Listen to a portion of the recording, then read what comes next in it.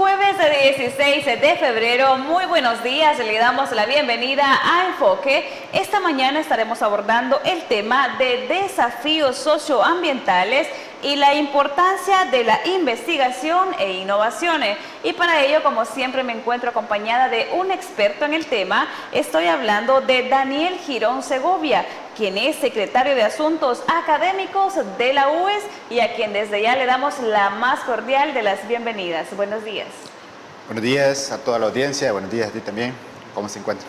Excelente. Mira, antes de dar inicio con nuestra entrevista, queremos conocer un poco más acerca de tu trayectoria, cómo ha sido tu participación, cuáles han sido esos aportes en beneficio de medio ambiente.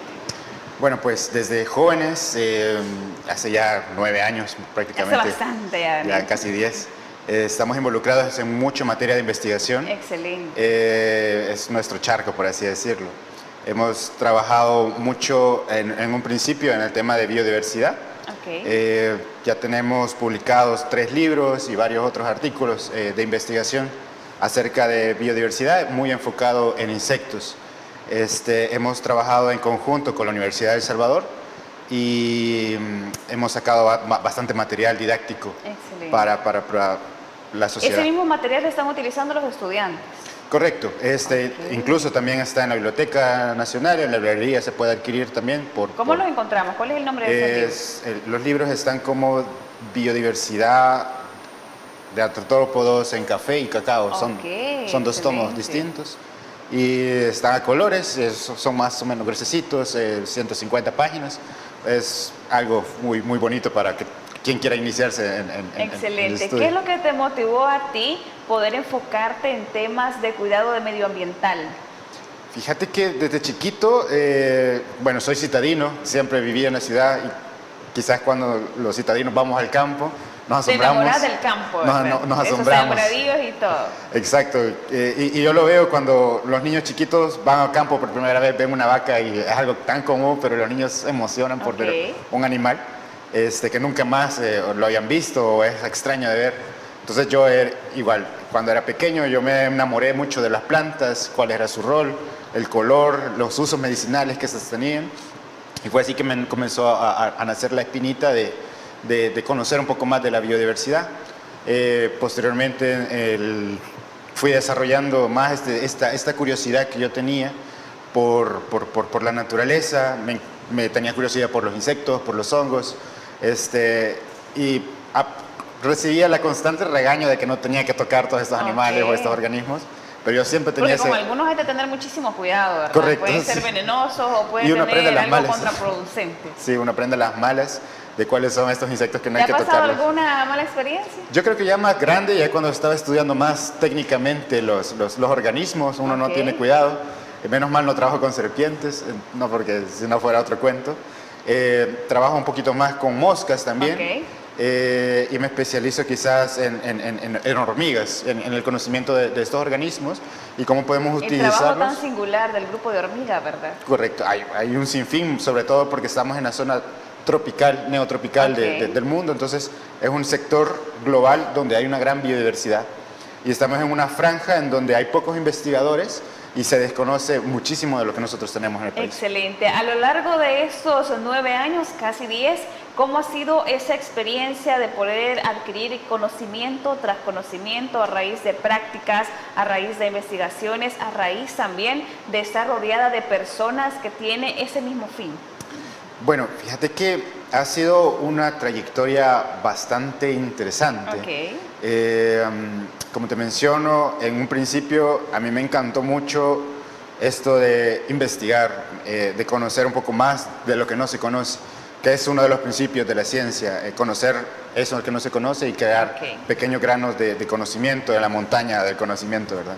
Entonces, uno va adquiriendo técnicas y preguntas que otras personas fueron dejando en el camino y es así como uno va retomando este tipo va tomando la batuta y la antorcha de otras generaciones que dejaron estas preguntas. Y conocimiento además, ¿verdad? Correcto, y conocimiento, o sea, y te dedicas mucho a leer constantemente de cuáles son las innovaciones, de qué es lo que dejaron atrás, y cuáles podrían ser estas preguntas en el futuro que nosotros podemos hacernos de que existen vacíos de conocimiento bastante en el país. Excelente. Daniel, a esas alturas, ¿cuál sería la recomendación o consejo que tú le brindarías a aquellos jóvenes que quieren iniciarse en estos temas de cuidado medioambiental?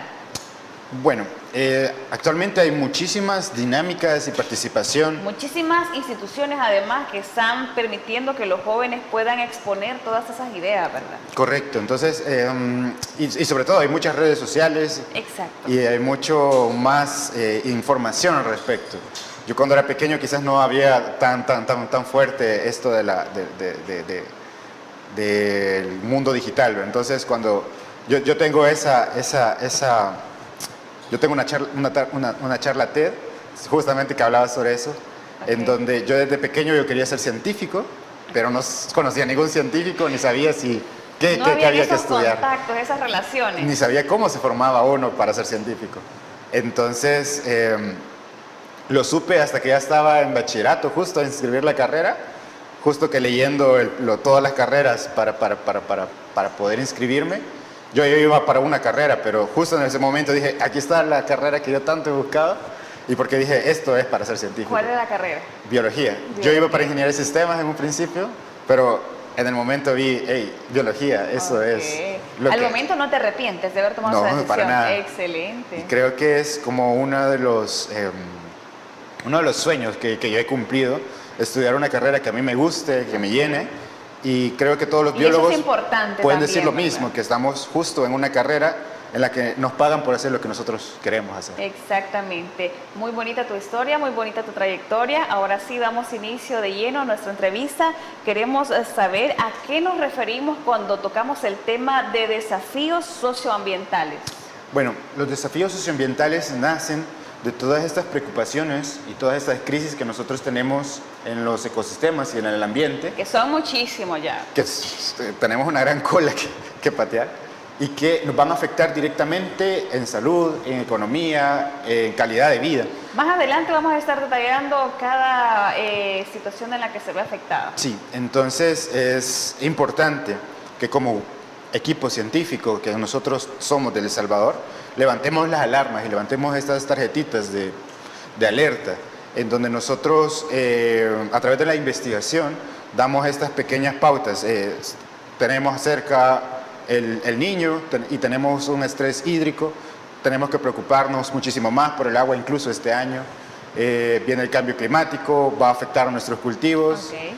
Tenemos que desarrollar tecnologías para que sean más tolerantes al cambio climático. Entonces, la investigación va buscando y velando cómo levantar estas alertas tempranas y ver qué soluciones podemos hacer para prepararnos a un futuro. Es decir, para poder presentar soluciones para el cuidado medioambiental debe ir de la mano con un desarrollo científico e investigativo. Correcto, porque de nada nos sirve levantar la mano y decir, mira, si no tenés el conocimiento necesario. Correcto, si no tenemos qué hacer, o sea, podemos prever, va a temblar, pero ¿qué hacemos entonces? ¿Nos vamos a quedar siempre adentro o salimos? Entonces, es como un ejemplo de prevención, ¿verdad? ¿Qué hacer cuando venga el fenómeno? Pero para eso tenemos que tener ya una tecnología, una herramienta creada para poder enfrentar este fenómeno. Cuando hablamos también de tecnologías, se lleva de la mano tanto lo teórico, lo práctico y herramientas tanto manuales, por así decirlo, o herramientas que se han venido dando a conocer año con año según la experiencia de las personas, o las herramientas en sí meramente científicas.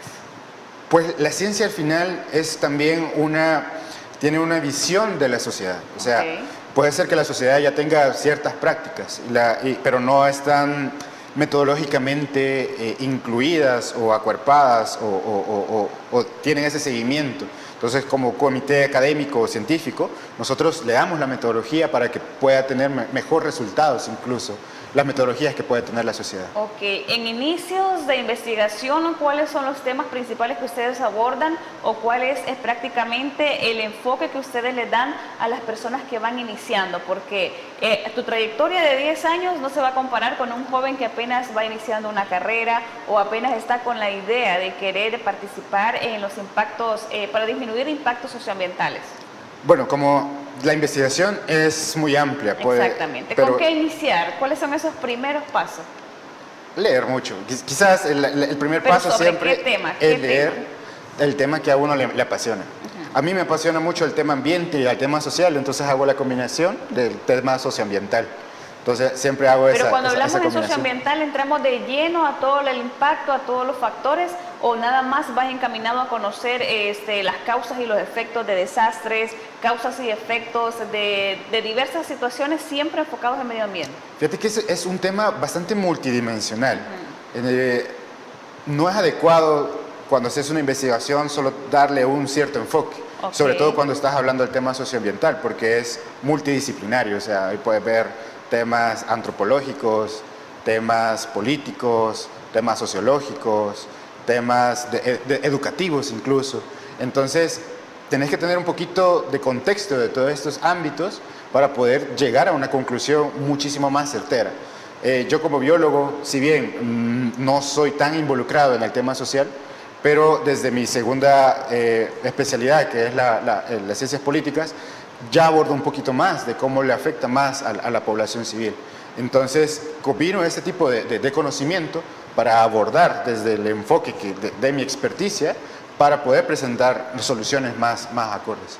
Excelente. Cuando hablamos siempre de los desafíos socioambientales, sabemos que hay muchos desafíos, pero ¿cuál consideras tú que es ese de mayor impacto?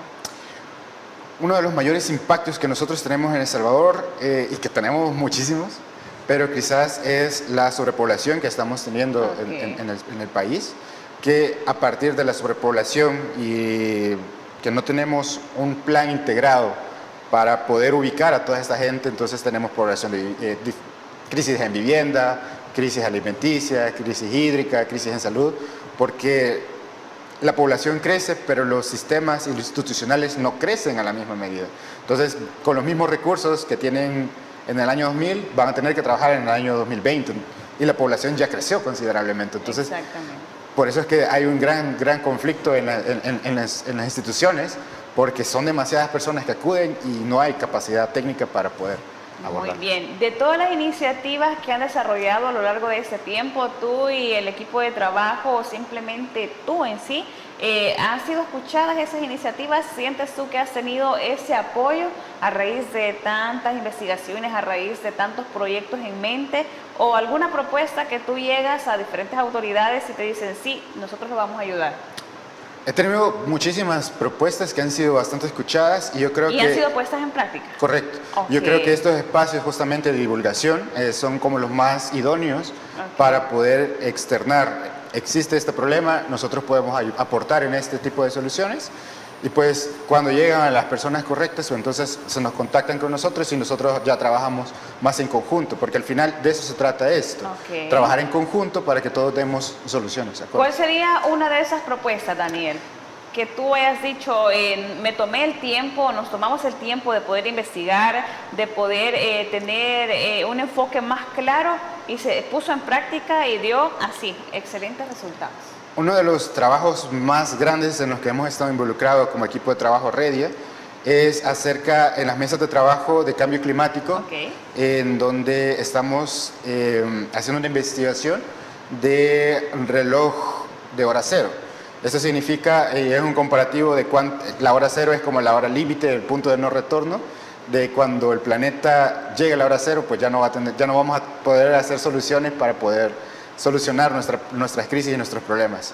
Entonces, a través de un estudio bastante complejo que nosotros colaboramos con varios investigadores del mundo, nosotros como vamos dando como una hora, cómo estamos en crisis hídrica, cómo estamos en crisis social, cómo estamos en participación gubernamental, en fortalecimiento institucional, en apuesta en ciencia y tecnología para amortiguar las crisis ambientales. Entonces, a través de todos estos parámetros, nosotros vamos diseñando como una hora, cuál es la hora de El Salvador, y no recuerdo muy bien el resultado, pero creo que nos daba por ahí por las 9 de la noche, pero sí es alarmante, o sea, solo nos quedan como 3 horas, en donde nos da como un tiempo de colaborar para poder disminuir estos impactos que nos estamos. Excelente, Daniel. Mira, nos vamos a nuestra primera pausa comercial, no sin antes comentarle a nuestros amigos televidentes que si necesita recibir medicamentos hasta la puerta de su casa, nada más debe llamar o escribir al número de teléfono 2609-9000 y Farmacias La Buena le lleva las medicinas que usted tanto necesita, por supuesto, hasta la puerta de su casa. No nos cambie, ya retornamos con más de Enfoque.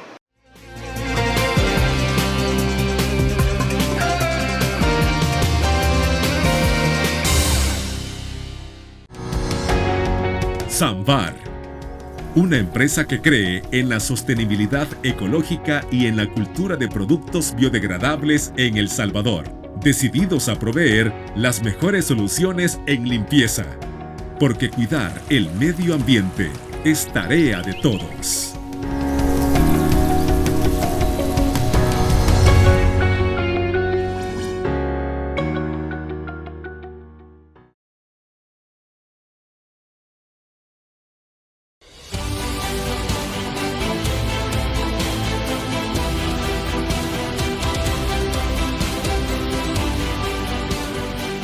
Nuestro compromiso, nuestra pasión, son algunas de las cosas que nos caracterizan como salvadoreños. Farmacia La Buena, la farmacia de todos.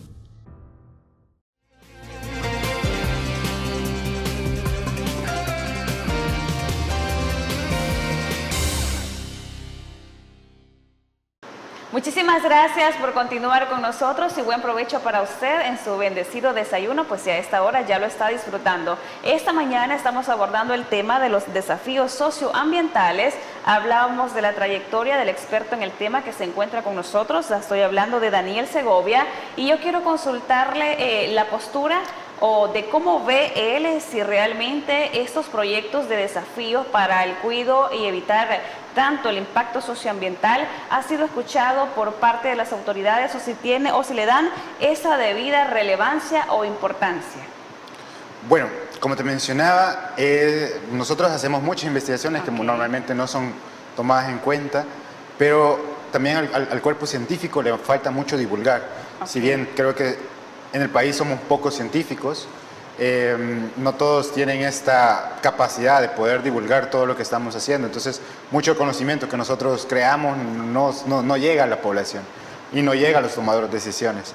Entonces, también es como un llamado de atención al comité académico, al cuerpo científico del país, de aborcarse más a este tipo de espacios para poder divulgar más los problemas que nosotros tenemos. Excelente, pero de ese tiempo atrás me imagino que han habido ciertos cambios en los que por lo menos a los jóvenes o así las iniciativas que se presentan les están dando un poco más de relevancia o siempre seguimos en el mismo parámetro.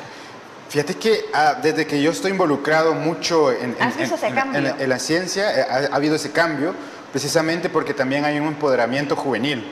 Entonces mucha juventud se está empoderando, está tomando muchos roles de liderazgo y está exigiendo también acabar con este adultocentrismo, donde solo adultos están en el poder, pero los jóvenes también tenemos tecnología, tenemos mucha actualización de muchos otros temas que quizás los adultos ya no tienen la capacidad de poder reflexionar. Entonces, quienes deberían estar más en roles de liderazgo, pues justamente somos los jóvenes los que tenemos que asumir este rol. Excelente. Tenemos en sí que ustedes presentan diferentes iniciativas o propuestas investigativas a las autoridades, pero en algún momento en esa larga trayectoria ustedes se han abocado a diferentes instituciones que meramente son principales para brindar cuidado al medio ambiente, porque acá en la entrevista de Enfoque hemos tenido muchas personas, te comento, pertenecientes a diversas instituciones que defienden o cuidan el medio ambiente, ya sea reforestando, ya sea recolectando basura o diferentes propuestas. ¿Ustedes se han apoyado en estas instituciones o meramente son singulares?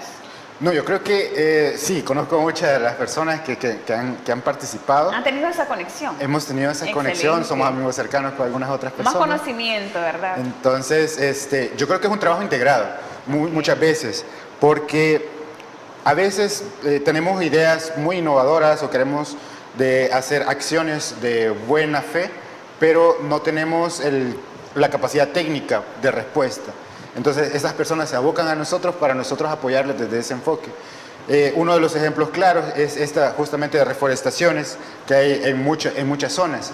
Pero desde el cuerpo técnico... técnico... Tiene muchísima importancia, ¿verdad, Daniel? Correcto, sobre todo porque estamos en un país bastante desértico. Y tantos incendios forestales que hemos tenido. Correcto, y es precisamente porque, o una de las causas, no exclusivamente todas, pero que hacen una campaña de reforestación sin el conocimiento técnico de qué árboles sembrar, si es el adecuado para este sitio, cuál sería el plan de manejo posterior a la siembra. Siempre van acompañados de un experto, ¿verdad?, que les guía. Correcto. No es que yo voy a querer sembrar árboles y ni siquiera sé en qué zona van cuáles y todo así. Correcto, porque precisamente cada árbol tiene su área predilecta, su zona idónea para poder fortalecerse.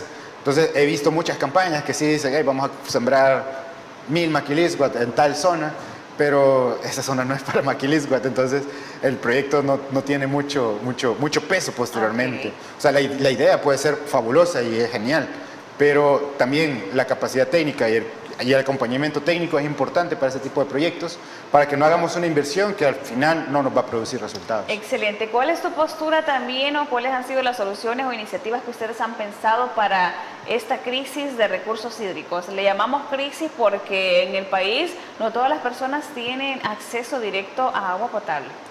Definitivamente, cuando estaba la asamblea pidiendo opiniones de equipos técnicos, nosotros participamos como Redia. ¿Les fueron escuchados?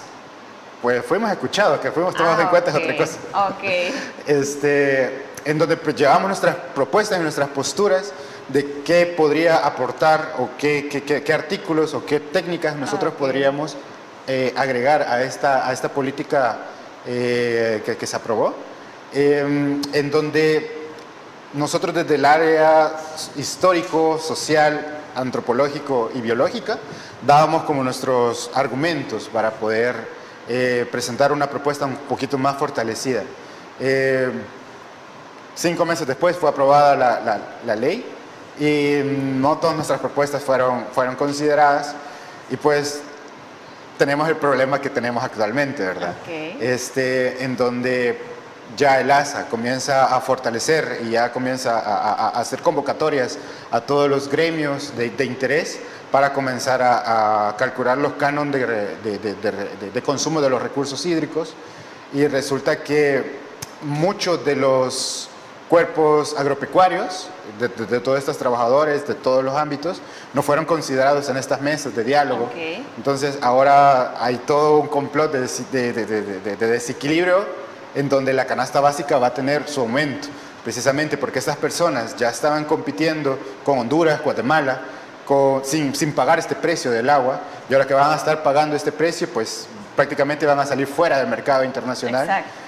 Esto produce una catástrofe, van a tener que reducir la producción, van a tener que reducir la cantidad de operativos que ellos tienen, el empleo va a ser más bajo, y teniendo en cuenta que este tipo de rubro emplea a mucha de la población rural de nuestro país. Entonces, económicamente es una gran crisis si no damos solución temprana a eso. Excelente. Mira, tengo curiosidad también de cuáles fueron esas propuestas o iniciativas que presentaron ante la problemática del agua. Fíjate que las que nosotros justamente proponíamos en su momento era un enfoque integral de derecho humano, primeramente, porque al final, como tú mencionabas, hay muchas poblaciones, sobre todo en el área rural, que no tienen acceso al agua, a pesar de que el agua muchas veces está más en mayor frecuencia en el área rural, ellos no tienen acceso directo. Tienen que caminar 5 o 10 kilómetros para ir a un cuerpo de agua que todavía está puro, para poder llevarlo a sus casas y poder distribuirlo. Entonces, esto no es una calidad de vida adecuada para este tipo de personas, en donde tienen que llevarse a más niños, a más personas para traer más agua. Eso provoca que estos niños, en vez de estar enfocados en el estudio, en la educación, pues están dedicando su tiempo en ir a conseguir este recurso, que al final es vital y es importante también para sus familias. Al final esto les genera un estrés, hay que decirlo. No tenemos en cuenta de que los niños y jóvenes no tienen estrés, pero toda esta situación realmente les afecta. Genera un estrés, y también ya cuando entran en un mundo laboral y en un mundo competitivo como lo tenemos en El Salvador, pues tengan menores opciones también de desarrollo, precisamente porque ocuparon mucho de su tiempo y su calidad de vida en otras actividades, pudiéndole haber invertido en educación. Excelente. También, ¿cómo afecta el tema de recursos hídricos en salud? En salud nos afecta directamente en economía y precisamente en salud. Precisamente si no tenemos una calidad adecuada y adquirimos el agua de pozos o de espacios en donde no tengan estas condiciones adecuadas de salubridad y de controles biológicos en el agua, pues precisamente estamos más predispuestos a la enfermedad en el consumo, ¿verdad? Y sobre todo si no le damos un tratamiento adecuado o con filtros. Entonces... en entrevista anterior que te tuvimos acá, tú nos comentaste que también han participado para poder ayudar a las personas que tienen agua a poder crear sus filtros caseros. Sí, correcto. Y este es uno de los instrumentos que nosotros llevamos. Muy bien aceptado, ¿verdad? Hacemos análisis de agua para ver cuál es el componente que ellos poseen y cuál es el que nosotros tenemos que tratar. ¿En qué se basan cuando van a hacer esos estudios del agua? Nosotros hacemos dos estudios, uno fisiológico, físico-químico y otro de biológico. Entonces, evaluamos las bacterias. Exacto, coliformes, bacterias y otros componentes biológicos que pueda tener el agua, grasas y otro tipo de organismos, para poder evaluar cuál es el filtro adecuado que nosotros podemos utilizar. Para que las personas lo puedan consumir, ¿verdad? Correcto. Y el físico-químico incluso también para ver qué otras condiciones puede presentar esta agua. Llevan su equipo, sus herramientas y todo, que correcto. ahí no hay falla. Sí, lo llevamos al laboratorio y ahí en el laboratorio nosotros hacemos los estudios. Excelente. Y ya llevamos la propuesta más acorde para cada uno de los tipos de agua. ¿Cómo ha sido la aceptación de la población en todas estas propuestas? Pues las personas son muy contentas y ellos responden adecuadamente porque precisamente ellos carecen de este conocimiento técnico muchas veces o a veces tienen filtros inadecuados para las condiciones de agua que ellos poseen. Que han sido improvisados. Que han sido bastante improvisados. A la voluntad de Dios, como dicen. Entonces, cuando nosotros ya le llevamos un equipo adecuado a sus necesidades, entonces ellos comienzan a ya percibir un poco de mejor calidad. Ya no se están enfermando quizás de gastroenteritis, ya no se están enfermando de otras enfermedades que normalmente eran bastante comunes en las familias.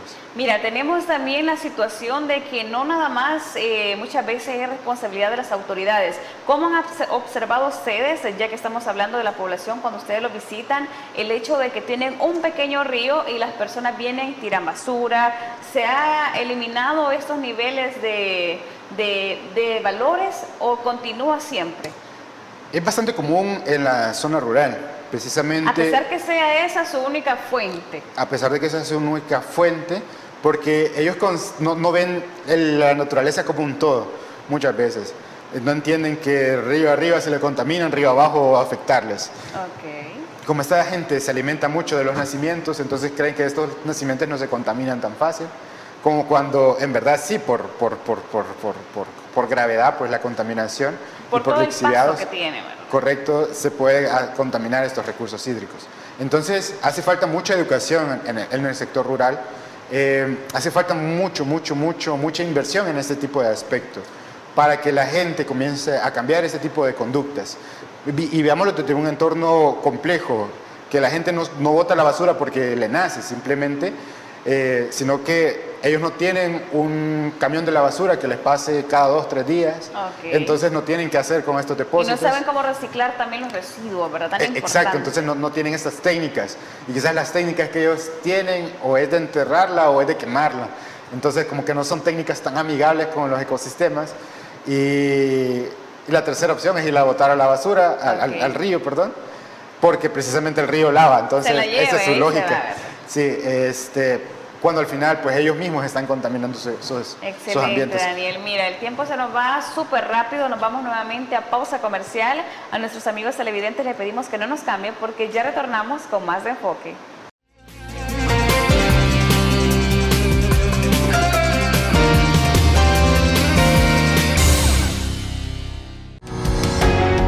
Samvar, una empresa que cree en la sostenibilidad ecológica y en la cultura de productos biodegradables en El Salvador, decididos a proveer las mejores soluciones en limpieza, porque cuidar el medio ambiente es tarea de todos.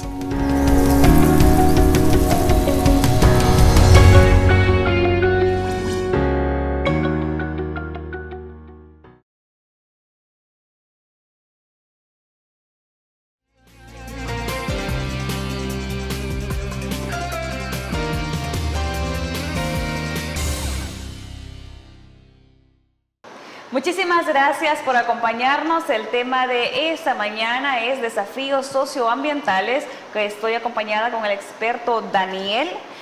Conocer también cuáles son los principales impactos que afectan el no cuidado al medio ambiente. Muchas personas pueden decir, yo tiro la basura, pero eso no me afecta en nada, la basura se va, ensucio un río, no me afecta a mí. Pero tenemos impactos económicos, impactos en salud, muchos impactos.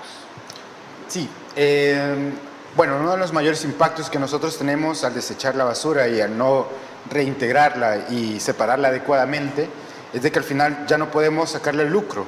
Si separáramos adecuadamente todos los plásticos, todos los metales, todos los vidrios, nosotros podríamos encargarnos de crear proyectos o políticas públicas que puedan gestionar este tipo de residuos. Pero ¿qué es lo que pasa? Cuando nosotros disponemos nuestros residuos en nuestros pasajes, en nuestras casas, todo va en una sola bolsa. Entonces el camión de la basura viene y todo lo tira en un solo camión.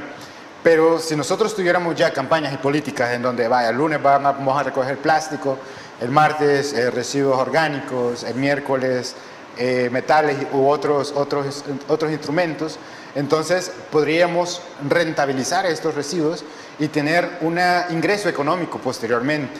Además de tener ya proyectos en donde estos recursos les saquemos otra vida, otro uso, y podríamos abrir otras ofertas de trabajo. Entonces, esto se llama un poco de economía circular, en donde nuestros residuos vuelven a ingresar a la economía y vuelven a gestionar. Mediante un proceso, ¿verdad? Es lo que muchas personas no saben, que cuando tú reciclas plástico lo puedes vender, las latas, y las empresas pues son las encargadas, ellas tienen la maquinaria necesaria, idónea, que transforma esos residuos en prácticamente nuevos plásticos, un nuevo vidrio y todo. Correcto, y creo que la fabricación de plástico constante es otro desafío que nosotros tenemos, porque mucha gente en El Salvador no tiene tantas prácticas ambientales, tanta educación ambiental. Entonces también se ve mucho el estar botando la basura fuera de los buses, en la canaleta, que al final también nos repercute cuando vienen las lluvias, que se tapan los hidrantes, los aguas tragantes, gracias, las aguas lluvias, y que afecta sobre todo a personas vulnerables, en donde se les sube el agua en las colonias, incluso los ríos comienzan a desbordarse. Entonces, al final nos repercute a todos si no tenemos una educación ambiental adecuada. Y nos repercute justo en estos momentos en donde estamos en crisis y que ya es muy tarde para hacer actividad. Y ya estamos llorando, ¿verdad? Con las lluvias, que se inunda todo San Salvador y otras partes del territorio salvadoreño. Entonces, es adecuado que creemos políticas también de educación ambiental, eduquemos a las personas, seamos conscientes de cómo poder hacer una disposición adecuada de nuestros residuos. ¿Cómo podemos utilizar el residuo de plástico en el agua? En el agua es uno de los mayores problemas. Precisamente como te decía, cuando botamos los residuos en los ríos, estos van a acabar de una u otra forma al mar. En el mar entran... Dañando la fauna también, ¿verdad? Dañando la fauna, ingresando en las cadenas tróficas y en el ciclo alimenticio. Precisamente porque estamos produciendo actualmente bastantes plásticos que son fotodegradables, que si bien puede ser una botella grande, pero con la luz solar este plástico va reduciendo de tamaño, no se degrada, sino se reduce de tamaño hasta crearse partículas. Entonces, en los mares, muchos de nuestros ecosistemas, muchas de nuestras especies, peces, corales, se alimentan de este tipo de trazas, de partículas, entonces entran a la cadena trófica. Y al final nosotros nos alimentamos de estos peces. Y estas trazas ingresan a nuestro organismo y como son elementos químicos que nuestro organismo no puede desintegrar, no puede degradar, entonces entran a nuestro organismo y es ahí donde se aumentan la posibilidad de cáncer que nosotros tenemos. De igual manera, los residuos plásticos en el agua, que ya meramente así cuando la tomamos, ¿verdad? Correcto, entonces, porque se hacen estas trazas tan chiquitas.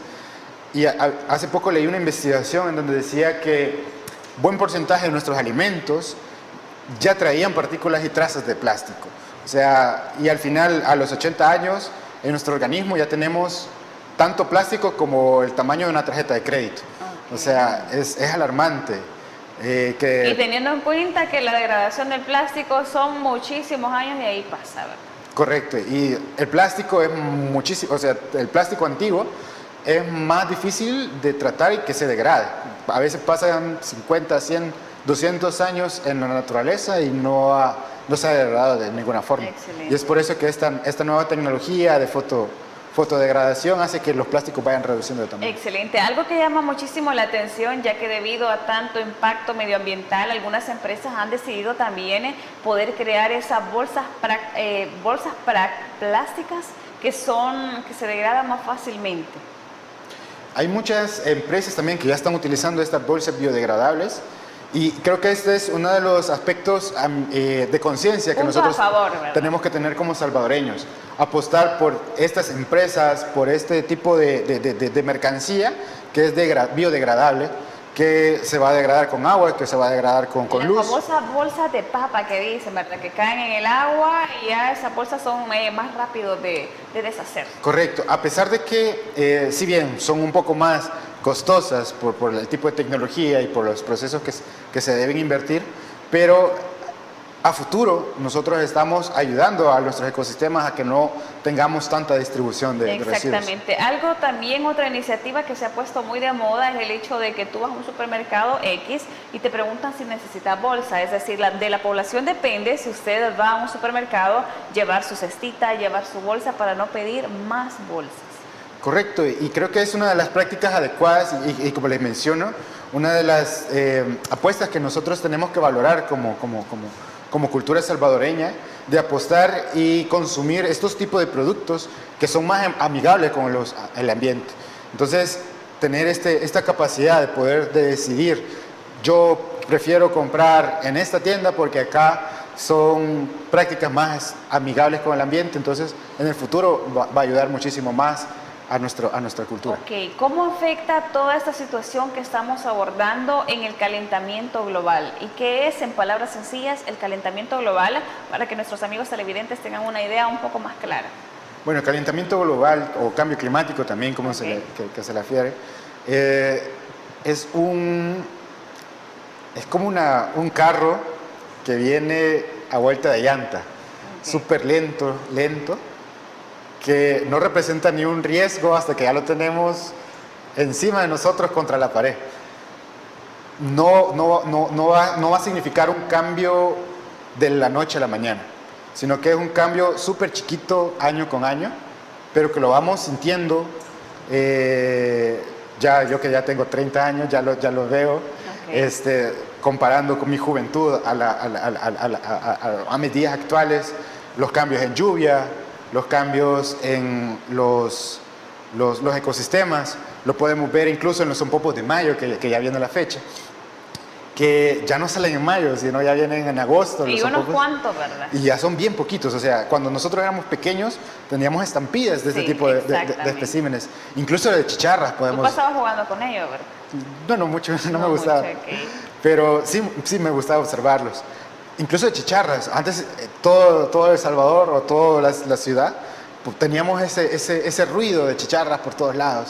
Hoy es más exclusivo de zonas donde hay más vegetación. Entonces, este tipo de cambios que nosotros vemos cuando éramos pequeños a cuando ya somos adultos son este tipo de respuestas al cambio climático. El cambio climático en sí es el cambio de condiciones atmosféricas que van ocurriendo año tras año y que van repercutiendo en un cambio sistemático de que ya no se cumplen las mismas condiciones que se cumplían cuando nosotros éramos jóvenes. Y esto precisamente es porque no tuvimos un desarrollo sostenible.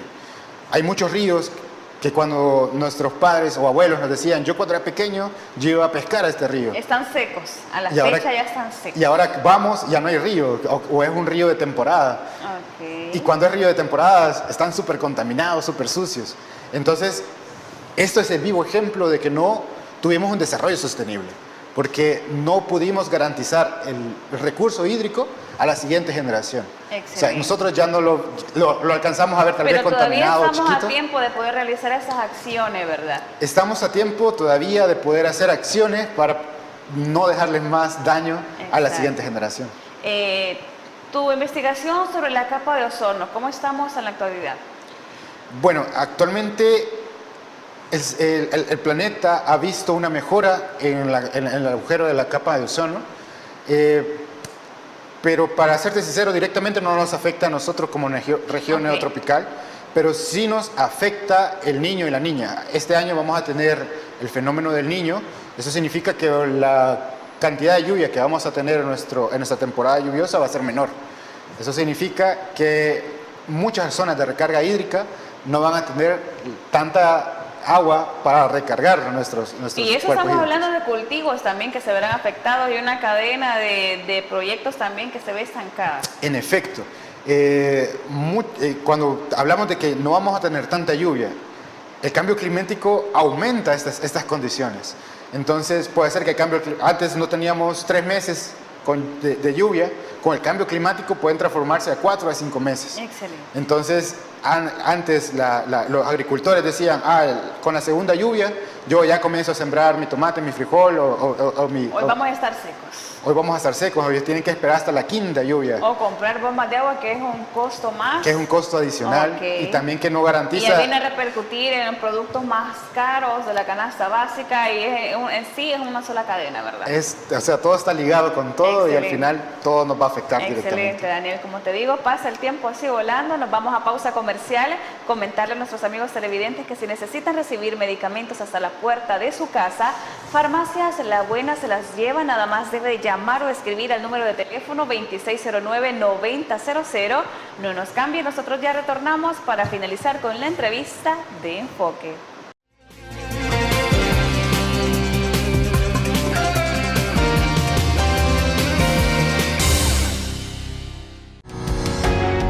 Samvar, una empresa que cree en la sostenibilidad ecológica y en la cultura de productos biodegradables en El Salvador, decididos a proveer las mejores soluciones en limpieza, porque cuidar el medio ambiente es tarea de todos.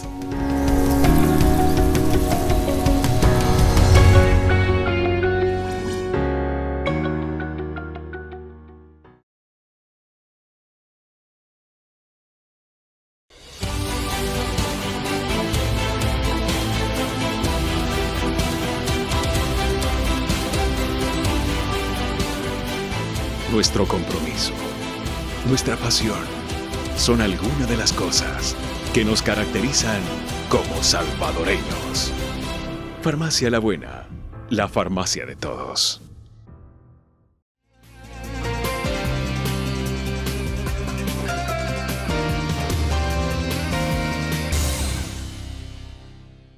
Muchísimas gracias por acompañarnos. Seguimos para finalizar nuestra entrevista de Enfoque y quiero conocer de palabras de nuestro experto medioambiental algunos temas importantes sobre concientización para el cuidado, respeto del medio ambiente. Sabemos que el cuidado y respeto del medio ambiente es responsabilidad de todos, desde el más pequeño hasta la persona adulta. Bueno, una de las características que nosotros tenemos que tener como salvadoreños es fomentar más el pensamiento crítico. De aquí a un año tenemos elecciones, entonces apoyar a este tipo de propuestas que sean más acordes al desarrollo, que sea más sostenible y que también no nos vaya a repercutir económicamente y que sea más amigable con el ambiente. Tengamos en cuenta que nuestros ecosistemas están muy ligados también con nuestra capacidad adquisitiva, con nuestra calidad de vida. Entonces es importante tener esta reflexión constantemente. Considerar también apostar por este tipo de industrias que son más amigables con el ambiente, que tienen este tipo de desarrollo de tecnologías más innovadoras que apoyan al desarrollo de proyectos ambientales para que nosotros premiemos este tipo de conductas y más empresas estén ligadas a apostar por la cultura ambiental en el país. También acompañar muchas iniciativas ambientales que nosotros tenemos hoy que está de día las redes sociales, hay muchísimas campañas y proyectos ambientales que nosotros podemos apoyar, si bien no económicamente, pero tal vez con una visita que nosotros hagamos a recoger basura, a sembrar árboles, e incluso hacer carreras en apoyo al ambiente, apoya muchos proyectos de este tipo. Entonces, a la comunidad salvadoreña, ayudar a solicitar el apoyo a este tipo de iniciativas que muchas veces pasan desapercibidas. Pero también a buscar y visitar zonas donde tenemos ecosistemas libres de contaminación, porque precisamente nuestro aporte económico que nosotros hacemos a este tipo de ecosistemas, pues ayuda a nuevos proyectos a estas zonas. Entonces, está de más decirles que tenemos que tener un cambio cultural, tener más educación ambiental como salvadoreños, para poder apoyar a este tipo de iniciativas que ya existen, o incluso, ¿por qué no?, crear nosotros nuestras propias iniciativas y sobre todo de estos espacios en que quizás no están cubiertos y que necesitan esta apuesta. Mejor dicho, imposible. Daniel, quiero agradecerte infinitamente el hecho de acompañarnos esta mañana, haber conversado con nosotros para conocimiento de nuestros amigos televidentes. Te esperamos nuevamente para que nos converses sobre más temas, cuáles han sido las diferentes iniciativas, si les ha sido escuchado ese respeto y cuidado por el medio ambiente. Gracias a toda la audiencia. Te esperamos nuevamente, muchísimas gracias. Nuevamente también a usted, amigo televidente, gracias por su fiel sintonía. Nos vemos en una próxima emisión de Enfoque.